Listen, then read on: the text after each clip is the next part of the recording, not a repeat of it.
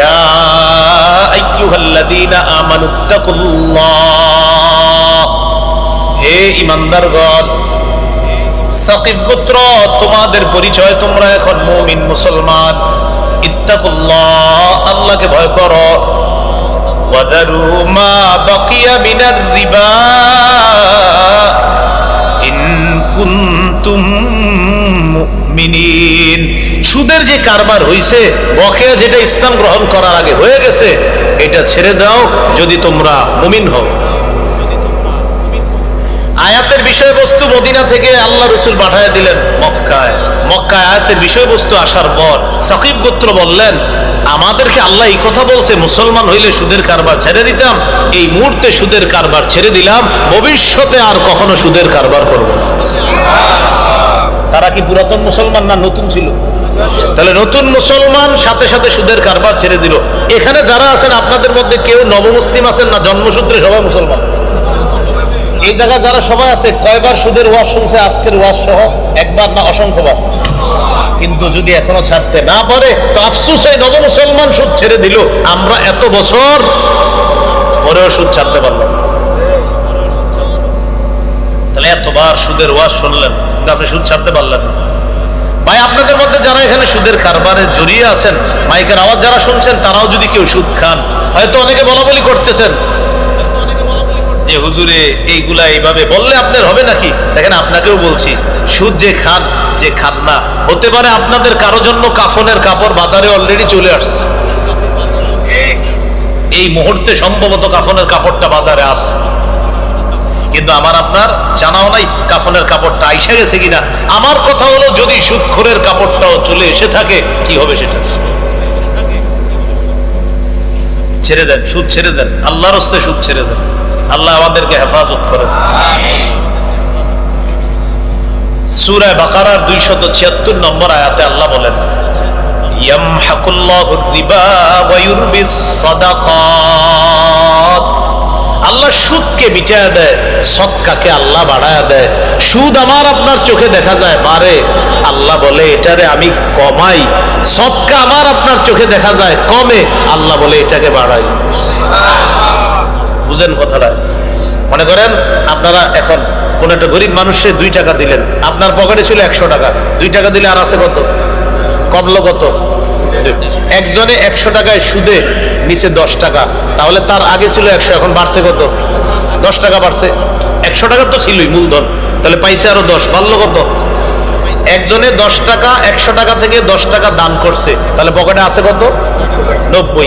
একজনে 100 টাকায় 10 টাকায় সুদ পাইছে, ওর 100 টাকা আরো বাড়ছে কত? 110। তাহলে ওর 110 মানে 20 টাকা ওর বেশি আছে। আর যে সদকা করলো ওর পকেটে আছে এখন 90 টাকা। কত টাকা আছে? তাহলে আমাদের চোখে সদকায় 10 টাকা কমে গেছে আর সুদে 10 টাকা বাড়ছে। আল্লাহ বলে না, ওটারে আমি কমাইছি, সদকা আমি বাড়াইছি। ওটা ধ্বংস করছি।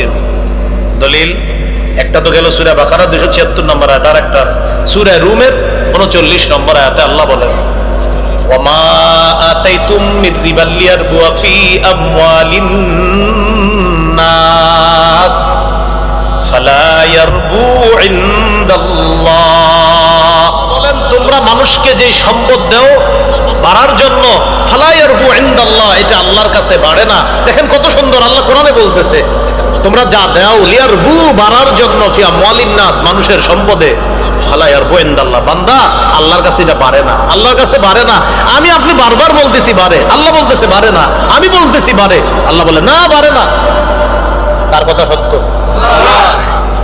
এরপরে কি বলে দেখেন, ওয়ামা আতাইতুম মিন যাকাতিন তুরিদুনা ওয়াজহাল্লাহ ফাউলাইকা হুমুল মুদঈফুন।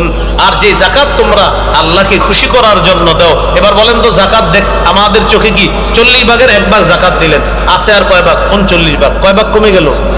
আল্লাহ বলে না, তুমি বাড়াইছো। কি বাড়াইছো? দুনিয়াতেও সম্পদ তোমার বাড়বে, আখিরাতে সওয়াব বাড়বে। ফাউলাইকা হুমুল মুদঈফুন, আল্লাহ বলে তারা বহুগুণে বৃদ্ধি করে নেয় তাদের সম্পদ। বহুগুণে কিভাবে বৃদ্ধি করে? আল্লাহ বলে যাকাতে ওই ব্যক্তি ধনী হবে আর আখিরাতেও সে সওয়াবে ধনী হবে। সূরা আলী ইমরানের 130 নম্বর আয়াত। এলাকায় কিছু সুদ আছে এমন চক্রাকারে সুদ। সেটা হলে কিভাবে? আপনার কাছ থেকে 110 টাকা নিবে সুদে 10 টাকা, ও আবার এই 100 টাকা আরেক জায়গায় লাগাবে 120 টাকা। এটা একটা নিয়ম আছে চক্রাকারের এই নিয়ম। আরেকটা নিয়ম হলো আপনি কিস্তি পরিশোধ করবেন আগামী শুক্রবারে শনিবারে না দিতে পারলে যদি এক সপ্তাহ দেরি হয় বাইরে যাবে আবার।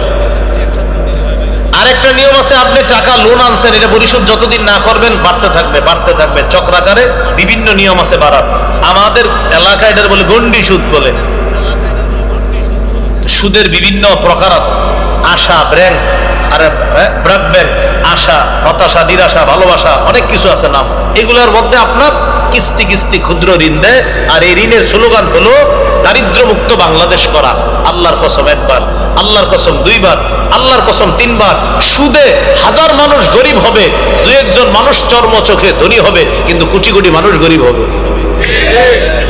কিভাবে? ঠিক একজনে আরেক 10 জনকে মনে করেন সুদে ঋণ দিছে, এখন এই 10 জন সুদ পরিশোধ করছে, তাহলে বড় লোক হইতেছে কয়জন আর গরিব হইতেছে কয়জন? আর একজনে 10 জনকে যাকাত দিছে, মাশাআল্লাহ এই 10 জন আগামী বছর ধনী হয়ে যাবে। সুবহানাল্লাহ। মনে করেন এই এলাকার 10 জন গরিবরে আপনারা মার্ক করছেন, 100 জন গরিবরে মার্ক করে 20 জন বড় বড় কোটিপতি যাকাত দাতা 100 জনকে যাকাত দিছে। ইনশাআল্লাহ আগামী বছরে 100 জন তাদের এমন পরিস্থিতি হতে পারে তারা যাকাত দিবে। আমাদের যারা যাকাত দিবে ওরাও সঠিকভাবে যাকাত দেয় না। এই জন্য একটা স্লোগান শিখেন, বলেন যাকাতে ধনী হয়, সুদে গরিব হয়। যাকাতে মানুষ কি হয়? ধনী হয়, আর সুদে গরিব হয়। কিভাবে? এভাবে বুঝাই দিবেন যে জাকাত যারা দেয় ওরা তো 8 টাকা ফেরত নেয় না, গরিবের ওটা মালিক হয়ে যায়, গরিব ধনী হয়ে যায়। সুদে যারা দেয় মূলধনও ফেরত নেয়, সুদের অংশও নেয়, এই জন্য ওরা আরো গরিব হয়। এই জন্য দারিদ্র মুক্ত স্লোগানের পিছনে যদি সুদ শব্দটা থাকে, আল্লাহর কসম ছলে বলে কৌশলে এই মানুষগুলার দারিদ্র মুক্ত হবে না, বরং ওরা আরো দারিদ্র যুক্ত হবে। আল্লাহ আমাদেরকে হেফাজত করুন।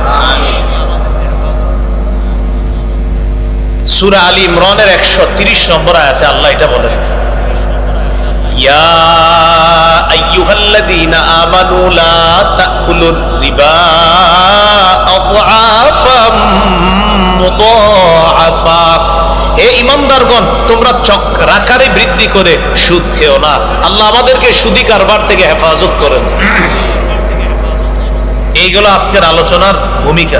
ঠিক আছে, এবার আমরা মূল আলোচনা শুরু করব। আল্লাহর হস্তে একজনে উঠবেন না মূল আলোচনায়, বলেন ইনশাআল্লাহ। আমরা এখন সুদের 16টা ভয়াবহতা শুনবো, 16টা শেষ, আলোচনাও শেষ, উঠাউঠি করবেন না। ঠিক আছে তো? একটু মন দিয়ে 16টা ভয়াবহতা শুনেন।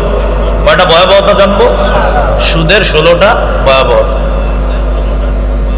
1 নাম্বার ভয়াবহতা, যারা আজকের ওয়াজ শোনার পরেও সুদের কারবার না ছাড়বেন, আল্লাহ বলছে তোমরা আমার বিরুদ্ধে আর নবীর বিরুদ্ধে যুদ্ধের প্রস্তুতি নাও।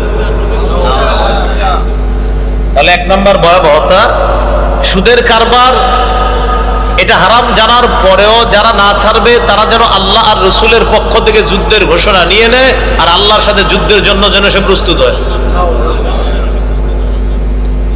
আজকের আমার এই অংশটা আপনারা বাসায় নিয়ে চিন্তা করেন। আপনার পরিচিত কেউ যদি সুদী কারবার করে, ওরে বললেন ভাই তুমি একটু চিন্তা করো তো। মনে করো হুজুরের কথাটা না বললো, কোরআনের সূরা বাকারার 279 নম্বর আয়াতে আছে যে তুমি যদি সুদের কারবার না ছাড়ো, আল্লাহ রসুলের পক্ষ থেকে যুদ্ধের ঘোষণা দাও। আপনি আপনার আত্মীয়কে বুঝান, বাবা ভাই তুমি যদি সুদের কারবার না ছাড়ো তো কেমন যেন তুমি আল্লাহর সাথে নবীর সাথে যুদ্ধের প্রস্তুতি নিতেছো। কোন সূরা? সূরা বাকারা 279 নম্বর আয়াতে আল্লাহ বলেন, فَإِن لَّمْ تَفْعَلُوا فَأْذَنُوا بِحَرْبٍ مِّنَ اللَّهِ وَرَسُولِهِ। যদি তোমরা সুদের কারবার না ছাড়ো তাহলে আল্লাহ আর রাসূলের পক্ষ থেকে যুদ্ধের ঘোষণা নিয়ে নাও। বলি নাউযুবিল্লাহ। 2 নাম্বার, আল্লাহ না করেন কেউ যদি সুদী লেনদেন অবস্থায় মারা যায়, কবর থেকে সে এমন ভাবে উঠবে দেখলে মনে হবে সে পাগল। 3 পারা 6 নম্বর পৃষ্ঠার শুরু আয়াত, সূরা বাকারার 275 নম্বর আয়াত। আল্লাহ বলেন, الذين يأكلون الربا لا يقومون إلا كما يقوم الذي يتخبطه الشيطان من الماس যারা সুদ খায় তারা কবর থেকে এমন অবস্থায় উঠবে যেন শয়তানের স্পর্শে তাদেরকে পাগল বানায়া দিছে, যেন শয়তান স্পর্শ করে ওরা পাগল হয়ে গেছে, এমন পাগল অবস্থায় উঠবে। 3 নাম্বার ভয়াবহতা, তাকান এইদিকে। সুদখোর যখন কিয়ামতের মাঠে উঠবে, ওরে দেখলে মনে হবে ওর গলা কেউ চাপ দিয়ে ধরছে, এইভাবে মনে হবে ওরে ফাঁসি দেওয়া হচ্ছে। ফাঁস লাগানো মানুষগুলার যেমন কষ্ট হয়, সুদখোর হা হা করতে করতে কিয়ামতের মাঠে উঠবে। উমদাতুত তাফসীর 3 নম্বর খণ্ড 330 নম্বর পৃষ্ঠা, 1 নম্বর খণ্ড 330 নম্বর পৃষ্ঠা, 2 জায়গায় আসছে। হাদিসের মধ্যে আসছে আকিলুর রিবা ইউবআসু ইয়াউমাল কিয়ামাতি মাজনুনান ইউখনাক। সুদখোরকে কিয়ামতের ময়দানে উঠানো হবে এমন অবস্থায় দেখলে মনে হবে পাগল, আর মনে হবে তার গলাটা শ্বাসরোধ করে হত্যার চেষ্টা চালানো হচ্ছে। এবার আরেকটা বর্ণনা শোনেন এই পৃষ্ঠাটায়, যেটা শোনাইতেছি উমদাতুত তাফসীরের 1 নম্বর খণ্ড 330 নম্বর পৃষ্ঠা। এরপরে আরেকটা বর্ণনা আছে। ইউকালু লিআকিলির রিবা ইয়াউমাল কিয়ামাতি খুসিলাহাকা লিল হার। সুদখোরকে কিয়ামতের ময়দানে আল্লাহর পক্ষ থেকে বলা হবে, ও সুদখোর, তুমি তোমার অস্ত্র নাও, আমি আল্লাহর সাথে লড়াই করার জন্য। অস্ত্র নাও, আমি আল্লাহর সাথে লড়াই করার জন্য। কিয়ামতের মাঠে আল্লাহ বলবে অস্ত্র নাও। আল্লাহ, আমার আবার কি অস্ত্র? আমি না আল্লাহ কোরআনে বলে দিছি তোমারে যে সুদ না ছাড়ো, যদি আমার সাথে আর নবীর সাথে যুদ্ধের প্রস্তুতি নাও, ঘোষণা নাও, তো তুমি অস্ত্র নাও, আমার সাথে লড়াই করবা। তোমার অস্ত্র হলো সুদ। বাবারা, চাচারা, ভাইয়েরা সুদ খায়েন না, সমবয়সীরা সুদ খায়েন না, ছেড়ে দেন। এটা গর্হিত অপরাধ। যদি বলেন হুজুর এরপরও টাকা নাই, ভিক্ষা করেন, জায়েজ আছে, সুদ খায়েন না। কারণ আপনার টাকা পয়সা যদি না থাকে তো কি করবেন? ভিক্ষা তো জায়েজ আছে, হালাল। সুদ তো হালাল না। হালালের মধ্যে সবচাইতে অপছন্দনীয় কাজ ভিক্ষা করা, এটা মনে রাখবেন। হালালের মধ্যে অপছন্দনীয় তালাক, ভিক্ষা করা, এগুলো অপছন্দনীয় কাজ। কিন্তু আপনি যদি বলেন যে না, এটা ছাড়া আমি পারতেছি না, তো ভিক্ষা করবেন, আপনি সুদ খাওয়া যাবে না। আল্লাহ আমাদেরকে হেফাজত করে। এই গেল 3 নাম্বার। 4 নাম্বার ভয়াবহতা, যারা সুদ খায় তাদের জন্য আল্লাহর পক্ষ থেকে একটা বরাদ্দ ছিল রিজিকের। আমাদের সবার জন্য কিন্তু রিজিকের বরাদ্দ আছে। এখন যে ব্যক্তি সুদ খায়, আল্লাহ তার থেকে এই বরাদ্দ কিন্তু হালাল রিজিকটা আল্লাহ ছিনায় নেয়। কেন? তুমি যেহেতু হারাম পদ্ধতিতে গ্রহণ করতেছো, হালালটা কেন দিব? হালালটা আল্লাহ ছিনায় নেয়। এবার আমার সাথে বলেন, 4 অপরাধে, 4 অপরাধে, 4 অপরাধে মানুষ হালাল রিজিক থেকে বঞ্চিত হয়। 1, জুলুম করা। 2, আল্লাহর রাস্তায় বাধা দেওয়া। 3, সুদ খাওয়া। 4, অন্যের সম্পদ অন্যায়ভাবে আত্মসাৎ করা।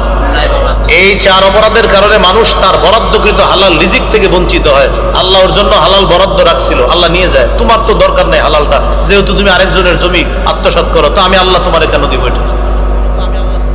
দলিল সূরা নিসা 160 161 নম্বর আয়াতে আল্লাহ বলেন, فَبِظُلْمٍ مِّنَ الَّذِينَ هَادُوا حَرَّمْنَا عَلَيْهِمْ طَيِّبَاتٍ أُحِلَّتْ لَهُمْ وَبِصَدِّهِمْ عَن سَبِيلِ اللَّهِ كَثِيرًا وَأَخْذِهِمُ الرِّبَا وَقَدْ نُهُوا عَنْهُ وَأَكْلِهِمْ أَمْوَالَ النَّاسِ بِالْبَاطِلِ। জুলুম করার কারণে, وَبِصَدِّهِمْ عَن سَبِيلِ اللَّهِ, আল্লাহর রাস্তায় বাধা দেওয়ার কারণে, وَأَخْذِهِمُ الرِّبَا, সুদ গ্রহণ করার কারণে, وَأَكْلِهِمْ أَمْوَالَ النَّاسِ بِالْبَاطِلِ, অন্যায়ভাবে মানুষের সম্পদ আত্মসাৎ করার কারণে কি করলাম? আল্লাহ বলেন, হাররামনা আলাইহিম তাইয়্যিবাত, আমি তাদের জন্য হালালটা হারাম করে দিলাম। উহিল্লাত লাহুম, যা তাদের জন্য হালাল ছিল, আমি আল্লাহ তাদের বৈধটাকে হারাম করে দিলাম। যা তাদের জন্য বৈধ ছিল, পবিত্র ছিল, এটা হারাম করে দিছি। কেন? ওরাই তো হারাম খায়, তো আমি ওরে কেন হালালটা দিব? সুদ খায় না। আপনি সুদের মাধ্যমে যেটা টাকার মালিক হইতেছেন না, হালাল ভাবে ওই টাকার মালিক আপনি হইতেন, আল্লাহ আপনার জন্য এটা রাখছিল। এটা নিশ্চিত থাকেন, আমার আপনার জন্য বরাদ্দ যেটা আছে, এটা না আসা পর্যন্ত আমার আপনার মৃত্যু হবে না। নবী হাদিসে বলছে, কোন মানুষ তার বরাদ্দকৃত রিজিক না খেয়ে সে মরবে না, সে তার বরাদ্দকৃত রিজিক খাবে। যারা অন্যায়ভাবে 10 তলা বাড়ির মালিক হয়, ওর জন্য বরাদ্দ ছিল হালাল ভাবেই 10 তলার মালিক হইতো, কিন্তু হারাম ভাবে হওয়ার কারণে ওর আখিরাত বরবাদ করছে। 10 তলা তাড়াতাড়ি হয়ে গেছে হারামের ভাবে, আল্লাহ ওর জন্য রাখছিল। ও আস্তে আস্তে 10-20 বছর পরে হালাল ভাবে এটার মালিক হচ্ছে। এটা আজীব কথা বলে ফেললাম, কিন্তু হালাল ভাবে আপনার জন্য বরাদ্দ যেটা আছে না, ওটা না আসা পর্যন্ত আপনি মরবেন না। তো বলবেন হুজুর তাহলে আমি ঘরে বসে থাকি, না, আপনি চেষ্টা করেন হালাল ভাবে। এই হালাল ভাবে চেষ্টা যেটা আসতেছে এটা আপনার জন্য বরাদ্দ। হারামের মাধ্যমে যেটা আসতেছে না, এটা আপনি নিয়ে আসলেন হারাম ভাবে, কিন্তু এটাই আল্লাহ আপনাকে হালাল ভাবে দিত, না আপনি তাড়াতাড়ি হারাম ভাবে নিয়ে আসছেন। আল্লাহ হেফাজত করেন। এ গেল 4 নাম্বার। 5 নাম্বার, কোন এলাকায় যদি 2টি অপরাধ বেড়ে যায়, ওই এলাকায় আল্লাহ গজব দিতে না চাইলেও ওই 2 অপরাধীরা গজব টাইনা নিয়ে আসে। টাইনা আইনা ভালো মানুষের উপরে গজবটা আসে। আবার বলছি, কোন এলাকায় 2টি অপরাধ যদি বেড়ে যায়, ওই এলাকার ভালো মানুষের উপরেও ওই 2 অপরাধীরা গজব টাইনা নিয়ে আসে। আত-তারগীব ওয়াত তারহিব কিতাবের নাম, 3 নম্বর খণ্ড, 69 নম্বর পৃষ্ঠা। এই হাদিসে আসছে, ইজা যাহারাত রিবা ওয়াজ জিনা ফি ক্বরিয়া, কোন এলাকার মধ্যে যদি সুদের কারবার আর ব্যভিচার বেড়ে যায়, কদ আহাল্লু বিআনফুসিহিম আযাবাল্লাহ, তারা আল্লাহর আযাব ওই এলাকায় বৈধ করে নেয়। আল্লাহ দিবে না, কিন্তু ওরা টাইনা নিয়ে আসে, আল্লাহ দেন দেন আযাব দেন। সুদখোরেরা আর কারা? ওই যারা জিনা করে, ব্যভিচার করে। তাহলে আমাদের কি করণীয়? আমরা যারা ভালো আছি, সুদ খাই না, ওরা খুঁজে খুঁজে সুদখোরদেরকে বাইর করতে হবে, বাইর করে এলাকা থেকে বের করে দিতে হবে, নাকি? হ্যাঁ, তো বাইর করলে তো আরেক এলাকায় গিয়েও সুদ খাবে, বাইর করা যাবে না। আপনাদের সমস্যা আপনারাই সমাধান করতে হবে। ওর পায়ে ধরেন গিয়া, ভাই তোমার কারণে আমরাও গজবে পড়বো, তুমি আল্লাহর রাস্তায় সুদ খাও না, ওর পায়ে ধরবে। কারণ যে সুদ খায়, টেনশনটা শুধু সুদ করেন না, আমি আপনি যারা খাই না আমাদেরও, কারণ ওর কারণে আমার উপরে গজব আসে। এই গেল 5 নাম্বার। 6 নাম্বার, যে এলাকায় সুদের কারবার বেড়ে যাবে, ওই এলাকায় আল্লাহ প্রদত্ত নিয়ামতগুলো আল্লাহ আস্তে আস্তে বেবরকতি বানায় দিবে।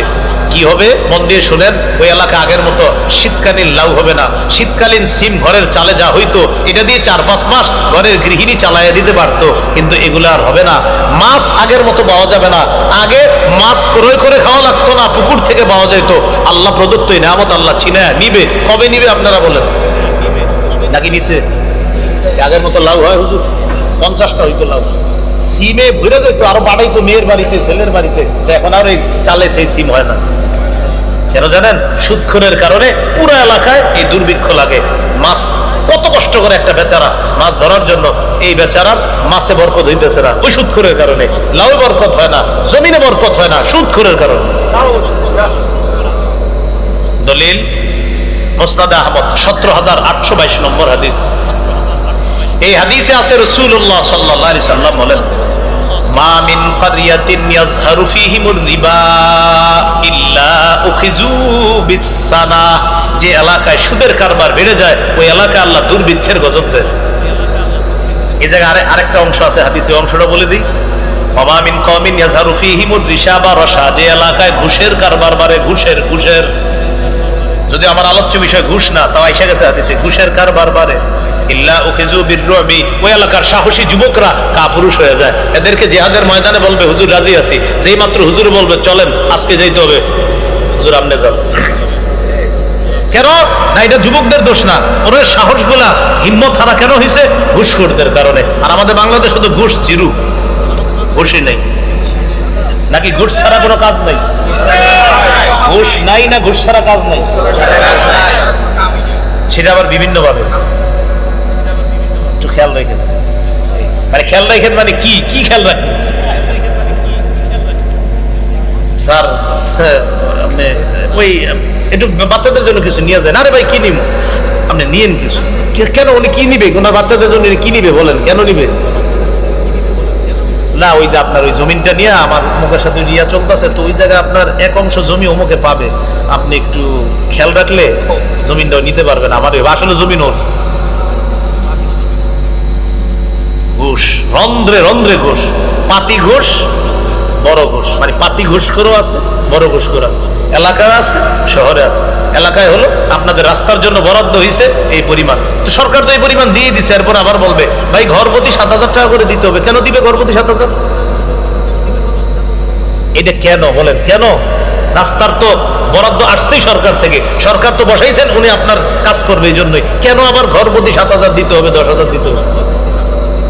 এটা হলো পাতি ঘুষ।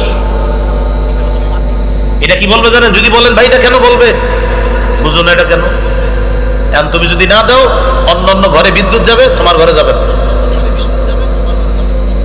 আপনাদের এলাকায় না হইলেও পৃথিবীতে হচ্ছে। তাহলে একটু শোনেন। 6 নম্বর, যে মূল আলোচনায় থাকে, আমাদের আলোচনা সুদ ঘুষ না, তারপরে ঘুষের কথা এসে গেছে, বলে দিলাম।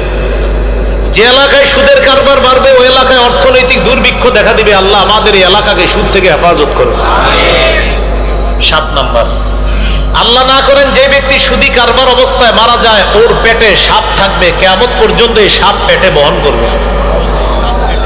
ইবনে মাজাহ 2273 নম্বর হাদিস। এই হাদিসের মধ্যে আছে, আপনি টেনশন করেন না, আমি একটু পরে পরে ঘাম মুছি দিকে টেনশন করেন না। আপনি বাতাস দিলেও আমার এই জায়গা ঘামাবে। হ্যাঁ, আপনি শুধু টেনশন নিয়েন না। মানে আমি যখন মুছি উনি তখনই বাতাস দেয়, মানে টেনশন করে, আরে হুজুরের মনে কষ্ট হইতেছে, উনি বাতাস দিলে এই জায়গা আমার ঘামাবে, আপনি টেনশন নিয়েন না।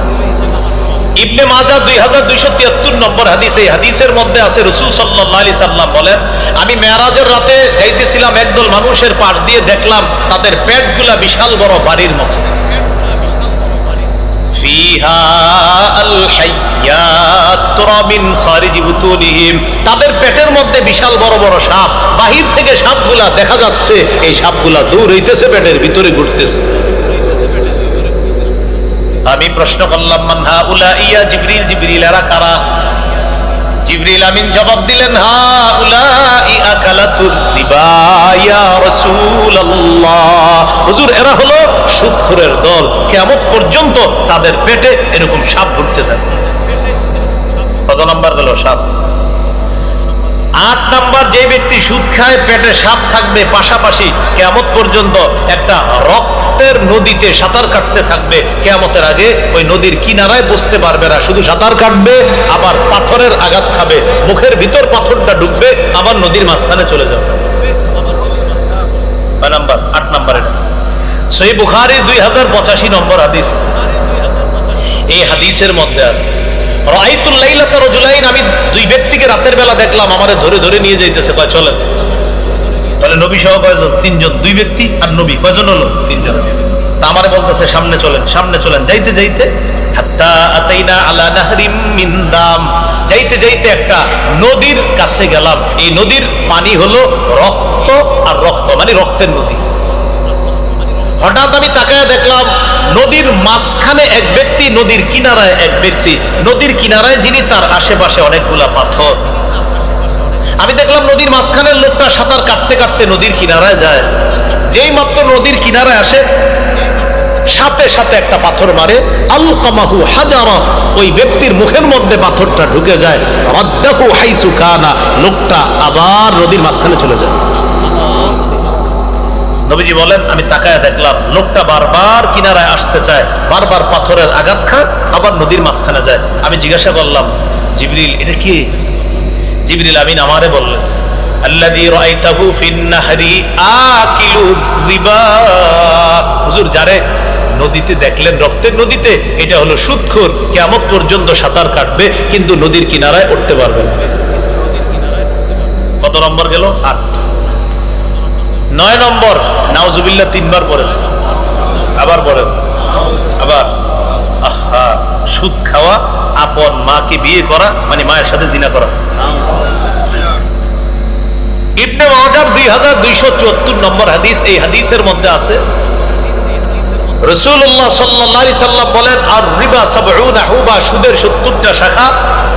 আইসারুহা আইয়ানকিহার রাজুলু উম্মা, আরেক বর্ণনায় 72, আরেক বর্ণনায় 73টা শাখা। এর মধ্যে সর্বনিম্ন শাখা কোন সন্তান তার আপন মাকে বিয়ে করা, মানে জিনা করা।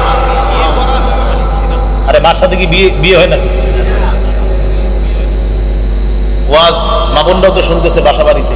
মা বোনরা, মায়েরা, আপনি আপনার ছেলেরে সুদ খাইতে দিয়েন না, স্ত্রীরা স্বামীকে সুদ খাইতে দিয়েন না, ছেলে মেয়ে যারা আছেন বাপেরে সুদ খাইতে দিয়েন না। আপনার বাবা কিন্তু আপনার কারণে সুদ খায়, আপনার ভালোর জন্য মনে করে আর কি, ওরে কেমনে চালাবো। ইয়াং ছেলে যারা আছেন বাপেরে বলেন, আমি টিউশনি করে আমার খরচ আমি চালাবো, আপনি হারাম টাকা আমারে দিবেন না, বলে দেন। যারা স্কুল কলেজ ভার্সিটিতে পড়তেছেন বলেন, আব্বা আমি টিউশনি করব, এটা না পারেন বলেন আমি অন্য কিছু করব, বাজারে গিয়ে পার্ট টাইম কাজ করব, আমি চাকরি করব, আপনি আমার হারাম টাকা দিয়েন না। হারাম টাকায় প্যান্ট শার্ট দিয়েন না, পাঞ্জাবি দিয়েন না, ঈদের উপহার হারাম টাকায় দিয়েন না। ছেলে মেয়ে বাপেরে বলেন, স্ত্রী স্বামীকে বলেন, মা সন্তানকে বলেন, এই লোকটা রাতের বেলা চিন্তা করবে, আমার মা বলে সুদ না খাইতে, আমার বিবি বলে সুদ না খাইতে, আমার ছেলে মেয়ে বলে সুদ না খাইতে, তাহলে আমি আর কার জন্য সুদ খাইবো? ইনশাল্লাহ এই অভিভাবক সুদ থেকে ফিরে আসবে। আপনারা কি বলেন, ফিরে আসবে না? আসবে ইনশাল্লাহ। এই গেল 9 নম্বর। 10 নম্বর, সুদ খাওয়া মানে হলো দুনিয়া বরবাদ করা, আখিরাত বরবাদ করা। নাউজুবিল্লাহ। মানে দুনিয়াও বরবাদ, মানে যাদেরকে সুদের টাকায় বড় বড় বানাইতেছেন ওদের জীবনটা শেষ করতেছেন, আর আখিরাত তো আপনারটা শেষ। সহিহ বুখারীর বর্ণনা 2766 নম্বর হাদিস। এই হাদিসের মধ্যে আছে রাসূল সাল্লাল্লাহু আলাইহি সাল্লাম বলেন, ইজতানিবুস সাবআল মুবিকাত, তোমরা 7টি ধ্বংসাত্মক অপরাধ থেকে বেঁচে থাকো, যে অপরাধগুলো তোমাদেরকে ধ্বংস করে দিবে।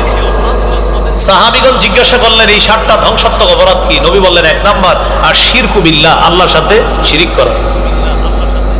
শিরিক অবর্জনীয় অপরাধ, এটা করা যাবে না। সূরা নিসার 48 নম্বর আয়াতে আল্লাহ বলেন, ইন্নাল্লাহা লা ইয়াগফিরু আন ইউশরাকা বি, নিশ্চয় আল্লাহ তাআলা শিরিকের অপরাধ ক্ষমা করেন না। কোন আল্লাহর ওলির কবরে সেজদা দেওয়া শিরিক, আল্লাহর ওলির মাজারে সেজদা দেওয়া শিরিক, কোন নবীর কবরে সেজদা দেওয়া শিরিক, কোন নবীর পায়ে সেজদা দেওয়া কারোর জন্য শিরিক, কোন ওলির পায়ে সেজদা দেওয়া শিরিক, আল্লাহ ছাড়া কাউকে সেজদা দেওয়া শিরিক। আল্লাহ ছাড়া কাউকে সেজদা দেওয়া, বলেন কোন মানুষকে সেজদা দেওয়া, কোন ওলিকে সেজদা দেওয়া, কোন নবীকে সেজদা দেওয়া। সেজদা একমাত্র কার? হ্যাঁ, নবী এটা বলছে হাদিসের মধ্যে। এক সাহাবী এক এলাকায় গিয়ে দেখে কি ওই এলাকার লোকেরা নেতারে সেজদা দেয়। হাদিসের ভাষ্য, ওয়াজাদতুহুম ইয়াসজুদুনা লিমারজুবানিল্লাহুম, ওই এলাকায় গিয়ে দেখি ওই এলাকার মানুষ তার নেতাকে সেজদা দেয়। সাহাবী সবাইরে নিয়ে চলে আসছে নবীর কাছে, আয়েশা বলে, হুজুর অমুক এলাকায় গেলাম, গিয়ে দেখি ওই এলাকার লোকেরা তার নেতাকে সেজদা দেয়। নবী বলে, এখন তুমি কি বলতে চাও? হুজুর আমরা সবাই আসছি আপনারে সেজদা দিব। নাউজুবিল্লাহ বলে। নবীজি বলে, কেন? হুজুর আপনার চেয়ে বড় নেতা তো দুনিয়াতে নাই। সত্যি কথা, নবীজির চেয়ে বড় নেতা হবে না। নবীজি বললেন, সাবধান, যেমনি ভাবে আমার জীবদ্দশায় আমাকে সেজদা দিবা না, আমি যেখানে থাকবো এই কবরের সামনে দিয়ে যখন যাবা সেখানেও সেজদা দিবা না। তাহলে জীবিত অলিকে সেজদা দেওয়া, বলেন শিরিক। বলেন জীবিত অলিকে সেজদা দেওয়া, মৃত অলির কবরে সেজদা দেওয়া। আল্লাহ হেফাজত করুন। তাহলে 1 নাম্বার বর্জনীয় পাপ, ধ্বংসাত্মক পাপ, শিরিক করা। 2 নাম্বার ওয়াসসিহরু, জাদু করা। কেউ কাউরে জাদু করেন না। আপনার শত্রুকে আপনি কখনো জাদু করেন না। একজনের সাথে আপনার ঝগড়া চলতেছে, আপনার হাতে পায়ে ধরে বলে, ওরে আপনি সেহের জাদু করেন না। অনেক কবিরাজ আপনারে বুঝাবে, তুমি যদি ওরে না পারো আমার কাছে আসো, বিভিন্ন পন্থায় ওরে শেষ করে দিব। যদি সেটা কুফর পদ্ধতি হয়, শিরিক পদ্ধতি হয়, সেহের হয়, আল্লাহর রাস্তায় আপনি ক্ষতি করেন না তার। আপনার পায়ে ধরে বলছি আমি, আপনি এই ক্ষতি করেন না তার, জাদু করেন। বলেন এগুলো মাথায় আনবো না। বলেন আপনার একজনের সাথে শত্রুতা চলতেছে, এলাকাবাসী ইনশাল্লাহ চেষ্টা করবে আপনাদেরকে মিটমাট করে দেওয়ার জন্য, আপনি কাউরে জাদু করেন না। ফজরের পর, মাগরিবের পর ফালাক 3, কুল হুয়াল্লাহ 3 বার, ফালাক 3 বার, নাস 3 বার পড়বেন। জোহর আসর এশার পর কুল হুয়াল্লাহ 1 বার, ফালাক 1 বার, নাস 1 বার। রাতে বিছানায় যাওয়ার পর কুল হুয়াল্লাহ 3 বার, ফালাক 3 বার, নাস 3 বার পরে হাতে ফু দিবেন। এইভাবে ফু দিয়ে সামনের অংশ এইভাবে মুছে দিবেন, জাদু টোনা থেকে আল্লাহ হেফাজত করে। তাহলে 1 নাম্বার শিরিক করা নিষেধ, 2 নাম্বার জাদু করা ধ্বংসাত্মক পাপ, 3 নাম্বার ওয়াকাতলুন নাফসিল্লাতী হারামাল্লাহু ইল্লা বিল হক, অন্যায়ভাবে কাউকে হত্যা করা, এটা নিষেধ। আমাদের দেশে হত্যাকাণ্ড এখন সহজ, একজন একজনকে হত্যা করে 50 জন ভিডিও করে।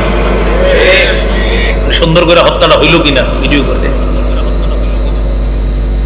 রাসূলুল্লাহ সাল্লাল্লাহু আলাইহি সাল্লাম বলেন, মান কাতালা উসফুরান আবাসা, কেউ যদি একটা চড়ুই পাখিকে অনর্থক হত্যা করে, আজ্জা ইলাল্লাহি ইয়াউমাল কিয়ামা, চড়ুই পাখি কিয়ামতের ময়দানে আল্লাহর কাছে নালিশ করবে, আল্লাহ আমারে যদি লোকটা বিসমিল্লাহ বলে জবাই করে খেয়ে ফেলতো ঠিক ছিল, কিন্তু এই লোকটা কাতালানি আবাসা, অনর্থক হত্যা করছিলাম, বাগতুল্লি লিমানফা, কোনো উপকারে আমারে হত্যা করে নাই, শুধু শুধু আমারে হত্যা করছে। আল্লাহ আমি চড়ুই পাখি মামলা করলাম, হত্যাকারীর বিচার চাই। কে কে? চড়ুই পাখি যদি না ছাড়ে মানুষ ছাড়বে? তাহলে 1 নাম্বার শিরিক করা ধ্বংসাত্মক অপরাধ, সেহের করা ধ্বংসাত্মক অপরাধ, আর মানুষ হত্যা করা ধ্বংসাত্মক অপরাধ। 4 নাম্বার ওয়াকলুর রিবা, সুদ খাওয়া, এটা ধ্বংসাত্মক অপরাধ, সুদ খাওয়া যাবে না। 5 নাম্বার ওয়াকলু মালিল ইয়াতীম, এতিমের সম্পদ অন্যায়ভাবে ভক্ষণ করা।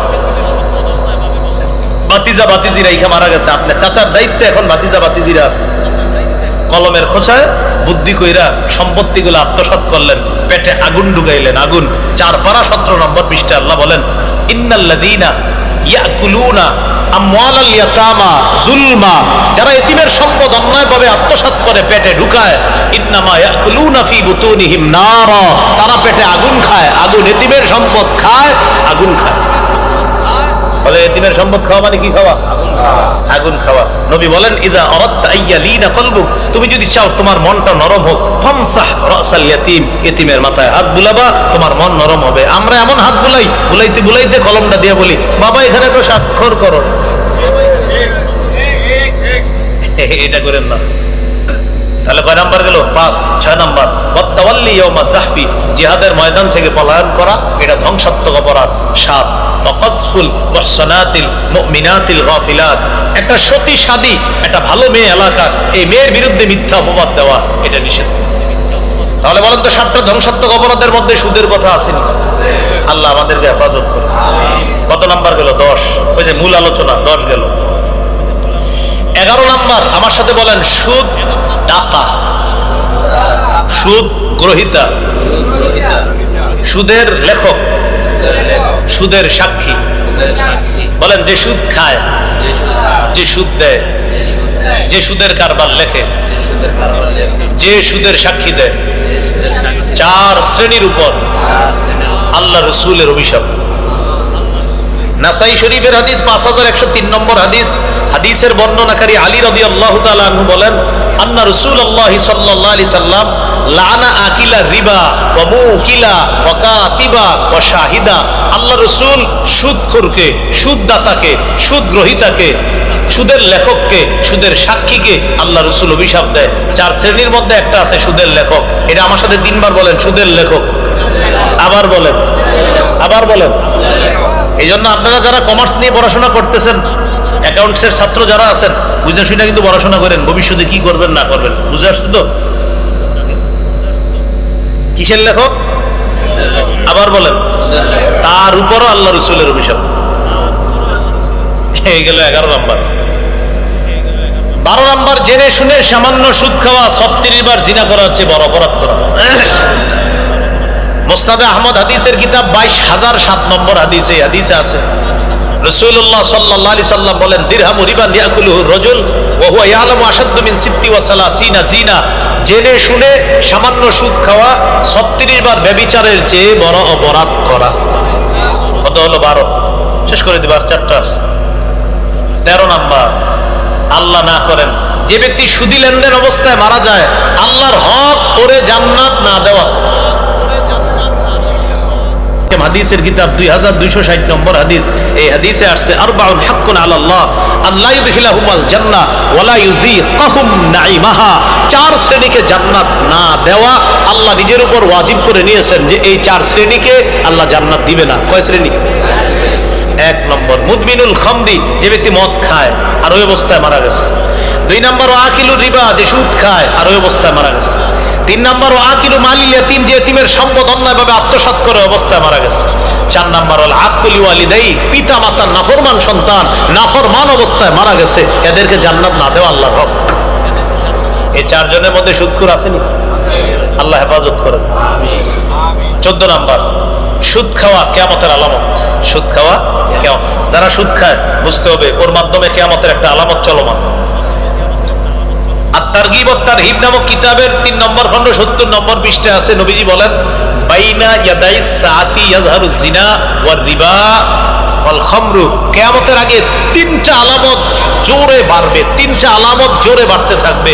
একটা হলো ব্যভিচার, আরেকটা সুদের কারবার, আরেকটা মদ, মাদক দ্রব্য, ইয়াবা, বাবা, গাঁজা, হিরোইন, ফেন্সিডিল, আফিম, Canada dry, মাস্তুত, champagne, die, van গাড়ির চিপা চুপা, ট্রাক দোকানের ট্রাকের চিপায়, চা দোকানের পিছনে আমদানি রপ্তানি, ছোট্ট কাগজ দিয়ে, সিগারেটের প্যাকেট দিয়ে, 1 টাকা 5 টাকার নোট দিয়ে আমদানি রপ্তানি সব নিষিদ্ধ।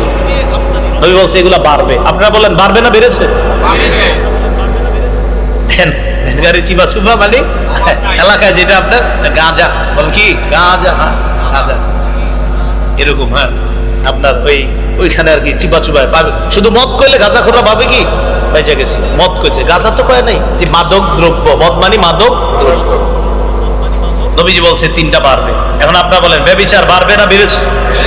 সুদের কারবার, আরেকটা হলো মদ, মাদক দ্রব্য বাড়ছে, প্রচুর বাড়ছে। এই হলো 3টে আলামত নবী বলছে বাড়বে। তাহলে 14 নাম্বার গেল। 15 নাম্বার, নবী বলেন কিয়ামতের আগে আমার উম্মতের উপর এমন একটা সময় আসবে সবাই সুদ খাবে। সবাই যদিও সুদ না খায়, সুদের হাওয়া লাগবে, এটা বুঝাইছেন উনি। আবু দাউদের হাদিস 3331 নম্বর হাদিস। এই হাদিসে আসছে নবী বলেন আমার উম্মতের উপর এমন একটা সময় আসবে লা ইয়াবকা আহাদুন ইল্লা আকালা রিবা, কেউ বাকি থাকবে না, সবাই সুদ খাবে। ওয়া ইল্লাম ইয়াকুলহু, ডাইরেক্ট যদিও সুদ না খায়, আসাবাহু মিন বুখারিহি, সুদের হাওয়া গায়ে লাগবে, সুদের হাওয়া গায়ে লাগবে। আপনারে এক কাপ চা খাওয়া দিবে, আপনার জন্য এটা হালাল আছে চা খাওয়াটা, কিন্তু যদি সুদের টাকায় 5 টাকা বিল পরিশোধ করে, আপনার পেটে হারামের ছোঁয়া ঢুকায় দেওয়া হলো, সুদের হাওয়া ঢুকায় দিছে, ওনার গুনাহ হবে না। আপনারে কেউ মুগলাই খাওয়াইছে, সুদের টাকায় বিল দিছে, আপনার গুনাহ হয় নাই মুগলাই খাওয়াতে, জানো আপনি জানেন না, ওরা আপনার মহব্বত করে খাওয়াইছে, কিন্তু আপনার পেটে সুদের হাওয়া ঢুকানোর কারণে ইবাদতে